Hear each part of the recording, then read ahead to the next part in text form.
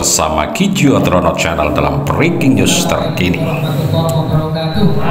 Pemirsa, kami laporkan bahwa pada hari ini, Senin 30 September 2024, bertempat di Aula Kantor Wilayah Kementerian Agama Provinsi Jawa Timur, ada kegiatan pembinaan para pengurus Pok Jawas se-Jawa Timur yang diikuti oleh seluruh perwakilan Pok Jawas di Kabupaten di Jawa Timur.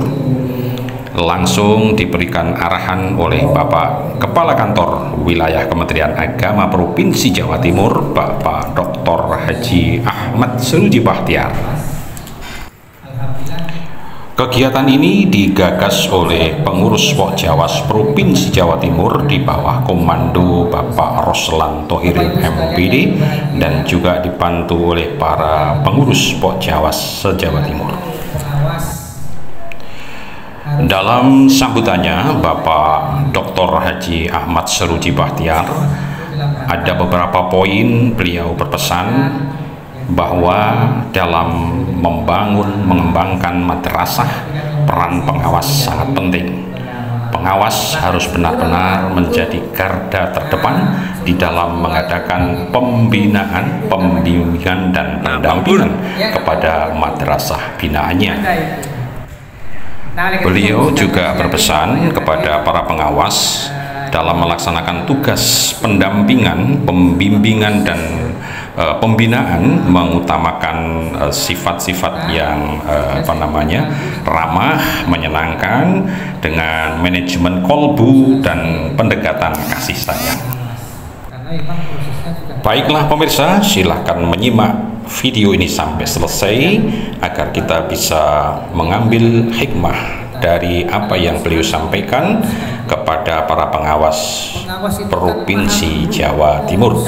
Kembali bersama saya Kijiotrono Channel. Assalamualaikum warahmatullahi wabarakatuh. Jadi kalau berbicara tentang kualitas, itu juga dimulai dari madrasah lebih baik madrasah.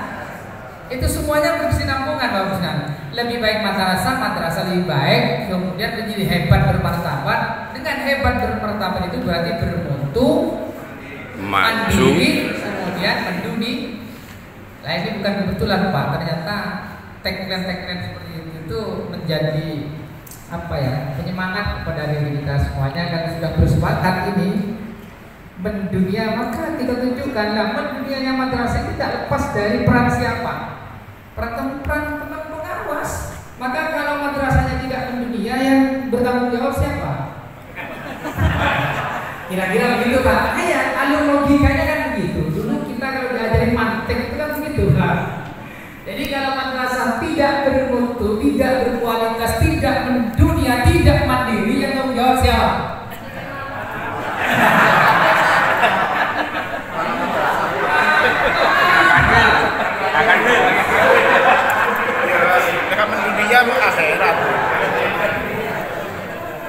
Kalau kasih tema iya saya sepakat, tapi kan tidak direct, indirect. Tapi kalau pengawas direct, pengawas itu bisa memanage kepala madrasah, memanage guru. Tapi kalau kasih tema itu kan harus bicara dengan Assalamualaikum warahmatullahi wabarakatuh.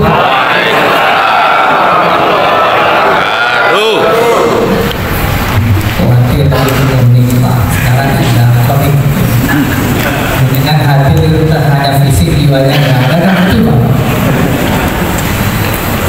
Bismillahirrahmanirrahim. Wassalamualaikum warahmatullahi wabarakatuh. Yang saya hormati Kepala Bidang Agama Provinsi Jawa Timur, yang saya hormati teman-teman pengawas Jawa Timur, wabil khusus pengurus Pok Jawas. Alhamdulillah.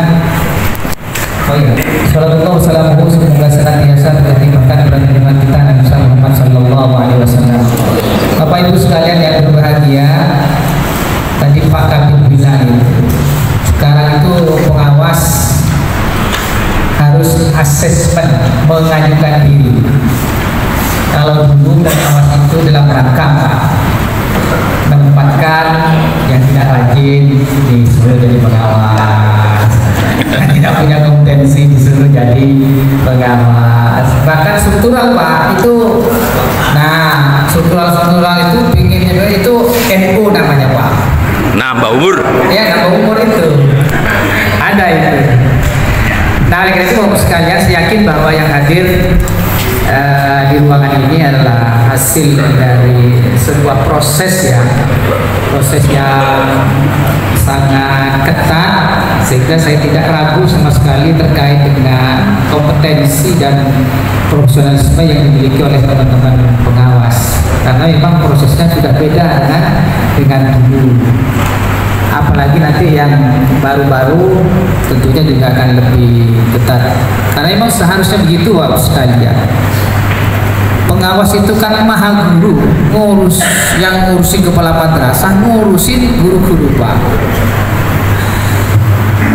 Jadi kalau berbicara tentang kualitas, itu juga dimulai dari madrasah lebih baik madrasah. Itu semuanya berkesinambungan Bapak. Lebih baik madrasah lebih baik, kemudian menjadi hebat bermartabat. Dengan hebat bermartabat itu berarti bermutu, mandiri, kemudian menduni. Nah ini bukan kebetulan Pak, ternyata tagline seperti itu menjadi apa ya, penyemangat kepada diri kita semuanya. Karena sudah bersepakat ini mendunia, maka kita tunjukkan mendunianya madrasah itu tidak lepas dari peran siapa? Peran pengawas. Maka kalau madrasahnya tidak mendunia, yang bertanggung jawab siapa? Kira-kira begitu Pak. Ya, logikanya kan begitu. Dulu kita kalau belajar mantek itu kan begitu Pak. Jadi kalau madrasah tidak bermutu, tidak berkualitas, tidak mendunia, tidak mandiri, yang tanggung jawab siapa?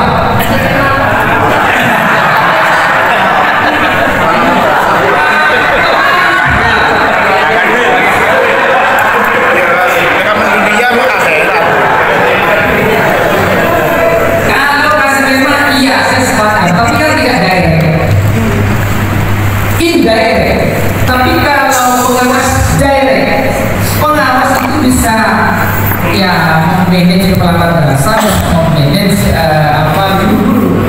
Tapi kalau kasih perma itu kan harus bicara dengan kita mencari, pasti akan berusaha untuk menemukan. Nah ketika kita menemukan, Pak insya Allah al-ilmu bila amalin kasyajar bila. Ketika kita sudah mendapatkan ilmu itu, ya harus diimplementasikan Bapak sekalian. Kalau enggak ya percuma, bagaikan pohon yang tidak berbuah ditebang buat kayu bakar. Artinya keberadaan dengan itu sama dengan layak mutu atau wujud kata ini. Nah dari mana kemudian supaya semangat dan ruhul jihad itu ada dalam diri kita? Maka kita akan memulai dari yang namanya ta'aruf.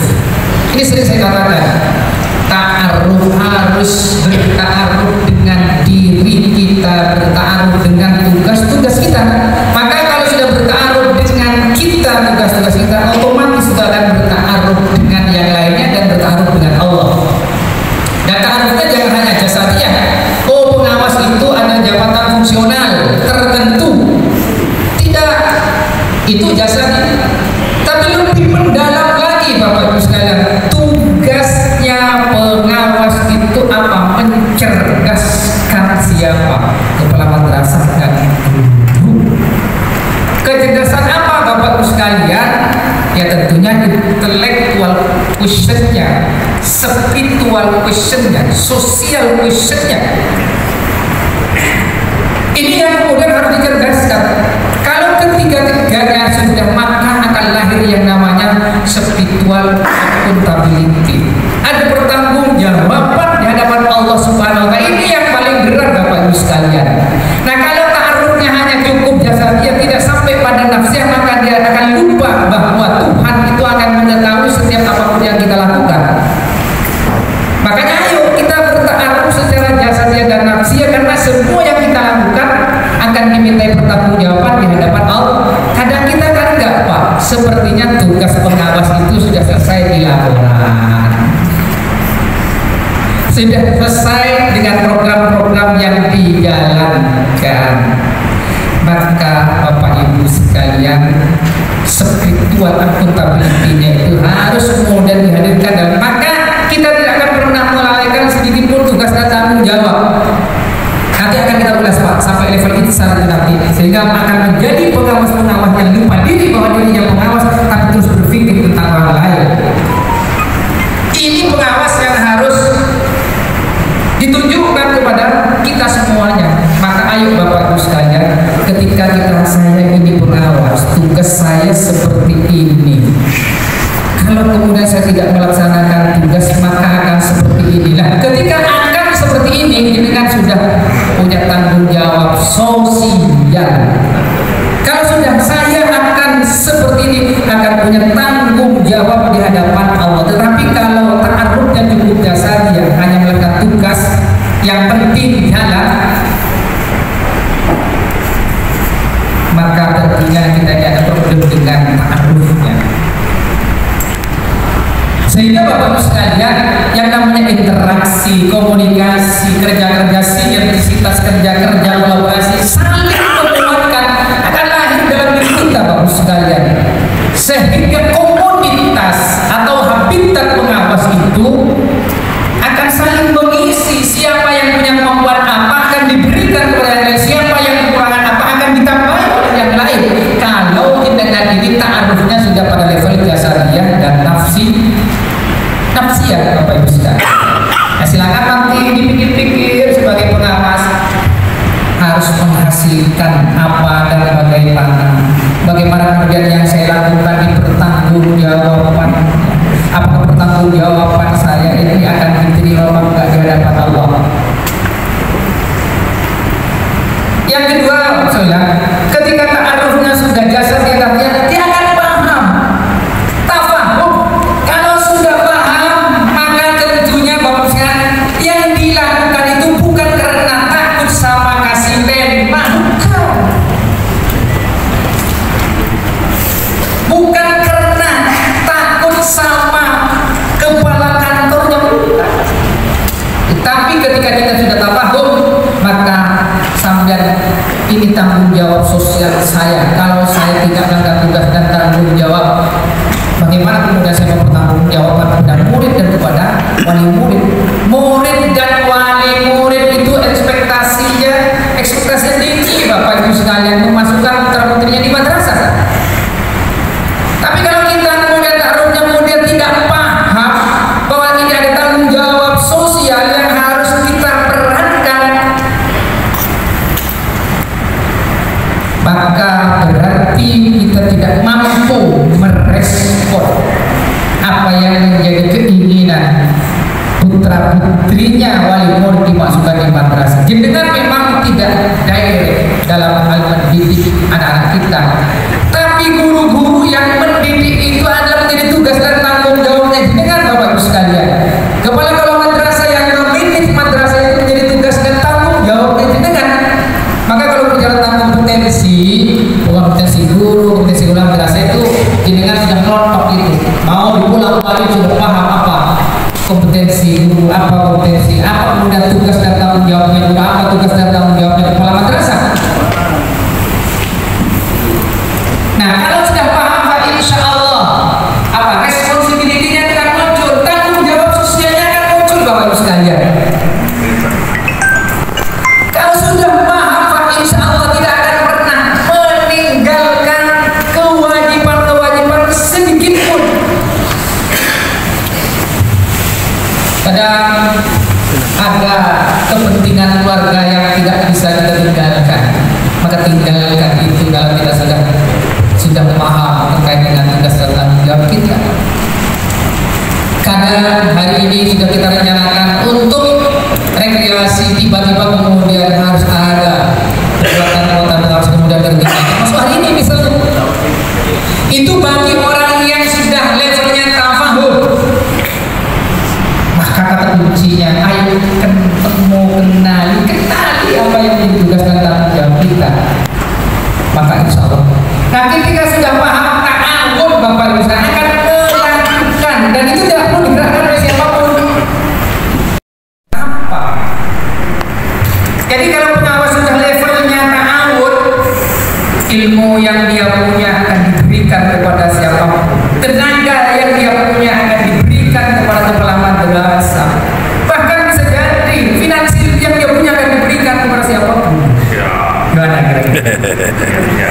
Insyaallah. Ini sudah levelnya ta'awun, Pak Ustaz. Jadi ta'awun itu dia berpikir apa yang dapat saya berikan, apa yang dapat saya lakukan, apa yang dapat saya perbuat, apa yang dapat kemudian memberi kemanfaatan kepada siapapun. Itu levelnya sudah ta'awun. Nah ya silakan sekarang muhasabah diri, tidak usah mulai kiri kanan. Yang tahu didengar itu didengar bukan orang lain. Karena dalamnya Insyaallah. Tapi dalamnya hati nggak ada yang tahu. Ada bapak sekalian, ayo ta'aruf tuntas, pahamkan terkait tugas tamunya, maka disitu ta'awun akan keluar dengan sendirinya. Ibarat orang belajar silat itu bapak sekalian, kalau sudah dia levelnya tinggi itu kan refleks. Ada orang yang langsung begini. Jadi sama dengan butuh apa kemudian di madrasah, butuh apa guru, butuh apa langsung refleks. Tidak nunggu kemudian ini bukan jadwal saya. Ya kalau kemudian modelnya seperti itu sampai diserang orang, lu gak punya saya mobil sendiri, ya mati bapak ibu sekalian. Lari aja bagaimana kemudian ta'awun itu bisa dibangun dalam diri kita. Maka tentunya ta'awun ya supaya kita ini refleks membantu orang di mana kita ini ada pengendalinya bapak ibu sekalian. Apa pengendalinya? Hati. Saya sering mengatakan jika ketuahnya itu soluhan Fi qalbi betul. baik maka soluhan jasad dulu semuanya baik pak, pola pikirnya, sifatnya, sikapnya, tindakannya itu kan Allah inna fil tapi jasadi sebaliknya ketika ketuahnya fasad dan rusak, ngapain mau serius-serius, bayarnya kan sama. salahat jasadul Ngapain kullu. bukan tanggung jawab, itu pinter kan anak ini bukan pengawas tapi guru. Jas fasadat Ada problem dengan yang namanya mutuah. Apa itu mutuah? Bapak ibu sekalian, ala Qalbun. hati, Pak. Maka kalau kita ingin ta'arufnya tuntas, tafahumnya tuntas, kemudian menjadi ta'aruf, yang perlu diperbaiki apa? Qalbun. Kalbunnya apa? Kita berusaha untuk mengenali diri kita, mengenali tugas-tugas kita, mengenali kemudian Tuhan kita. Jadi kita paham maka soal ta'awun. Oleh karena itu Bapak sekalian, ayo ala anda fil jasadil mutmata tidak soluhan kulluhu wa idza fasada jasad kulluhu. Kata kuncinya buat ala wa qalbun, hati Pak. Nah ketika kita melaksanakan tugas tanggung jawab berdasarkan apa? Hati nurani atau enggak? Tapi kalau melaksanakan tugas dan tanggung jawab berdasarkan hati nurani, Pak insyaallah Bapak sekalian refleks untuk memberikan kemanfaatan kepada semua pasti akan dilakukan. Tapi kalau tidak dilakukan dengan hati nurani, kita akan berhitung. Saya melakukan apa, dapat apa? Saya kalau melakukan seperti ini, risikonya seperti ini. Saya kalau berbuat seperti ini, saya belum tentu kemudian dipromosi. Misalnya, kenapa? Karena kalbunnya tidak soluhan. Maka apapun yang kita lakukan tidak berangkat dari hati. Ini problem kejiwaan Bapak Ibu sekalian. Kalau ada seperti ini yang berlaku pada diri kita, mulai ini harus dirubah. Tapi saya yakin enggak, teman-teman itu betul-betul keluar dari lubuk hati yang paling dalam. Amin. Hati. Kalau yang belum segera Pak. Bismillah. Terus sanggup Dan pensiun. ini butuh keberanian menegaskan pada diri kita, Pak. Rasulullah itu kan mengumpulkan para sahabat, sampai dengan para sahabat kita ini baru selesai jihad sawit. Apa ya? Berjihad sih. Tapi kita ini akan menghadapi jihad yang besar. Apa itu Bapak? Jihad nafsi. Berani nggak mengatakan tidak bahwa kita ini tidak benar? Berani nggak kemudian bahwa kita ini tidak profesional? Berani nggak mengatakan bahwa kita tidak punya kompetensi? Berani nggak bahwa kita tidak punya inovasi? Berani nggak menyatakan kepada diri kita? Maka kalau nggak itu ada masalah dengan kolbunnya, berarti kolbunnya tidak serupa. Nah bagaimana kemudian supaya seluhan Bapak sekalian, ini tentunya bukan sesuatu hal yang datang tiba-tiba. Maka taqarrub ila Allah, dekat dengan Allah, laksanakan sholat yang 5 waktu, yang jauh-jauh jangan senang-senang jamaah kosong. Siap. Nah kita ingin dekat dengan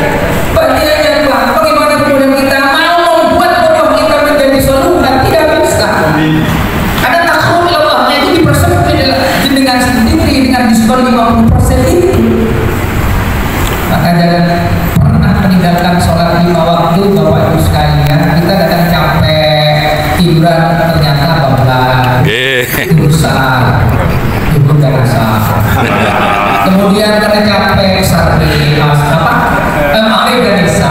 Pacitan jauh Pak Kakan Wil. Biasakan sebelum tidur sholat isya. Biasa. Paksa secapek apapun Bapak Ibu sekalian. Lebih dengan itu, mohon maaf oleh Allah apa yang tidak diberi. Bayar nggak sampai dengan nafas itu? Berapa kalau itu dihitung? Kalau ingin tahu bahwa mahalnya nafas kita, oksigen kita, coba sakit pakai oksigen 2 jam itu berapa juta yang sampai harus bayar? Kok sampai dengan senang itu pakai diskon urusan dengan Allah ya? Masya Allah, Masya Allah. Bapak Ibu sekalian, kalau tidak dimasak nggak bisa. Kita tidak akan mampu membangun butuh kita menjadi butuh yang sempurna. Nah ini yang Banyuwangi, yang Madura, yang Pakistani. Jangan sering. Ini kan boleh Pak, boleh. Tidak dilarang. Tapi kebolehan itu jangan dimanfaatkan. Ya ini perlu, sobat ya tahu Pak. Kehilangan 50% itu Bapak Ibu sekalian. Jadi demikian pemirsa arahan dari Bapak Kanwil kita, Bapak Haji Dr. Suruji Bahtiar dalam Pembinaan Pengawas Madrasah Jawa Timur, tepat di Aula Kanwil Kementerian Agama Provinsi Jawa Timur, Senin 30 September 2024. Terima kasih. Assalamualaikum warahmatullahi wabarakatuh. Dan ta'awunnya akan bisa diwujudkan. Nah kita ini kadang enggak duha